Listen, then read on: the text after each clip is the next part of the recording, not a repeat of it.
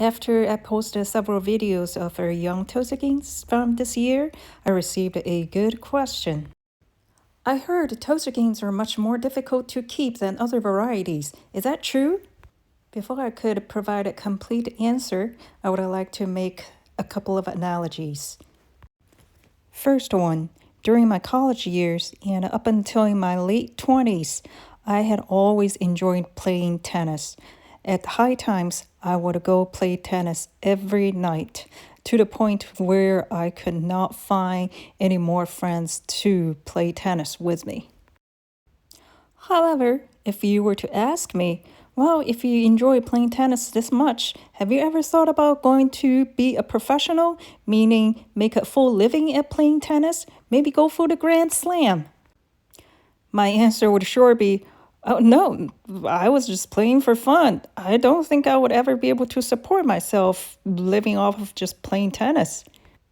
But if you were to ask the same question to a professional tennis player before they hit the Grand Slam, that tennis player would tell you, yeah, it is hard. It is very hard, but I think it's doable, and I'm working at it, and I'm working on my first Grand Slam. But if you were to ask the same question to Rafael Nadal, if it would be hard to win the Grand Slam and living off of just playing tennis, he would probably still say, yeah, it is extremely competitive and difficult, but it's doable. I have 22 Grand Slam titles and trophies sitting in my living room to prove it.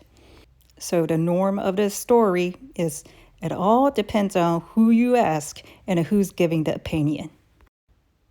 The good news is keeping Tosakins is not always hard. The most difficult year is the first year. Most of us have probably played video games before. In each video game, there's always an easy, a normal, a hard, and probably an impossible level. The first year of breeding and raising a Tosakin is like in the difficult and impossible level of a video game. The first year is when I come in to select and properly prepare these fish for the future. By fall of the first year, their bases are fully set. By this time in their life, their difficulty level switches from difficult, impossible, to normal.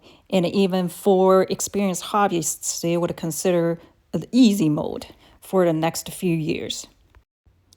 Although they do need to be kept in a setup with a sponge filter only because of the shape of their tails, but the rest of the care processes are not different from caring for any other varieties. Change the water, feed them nutritious food, and just watch them grow.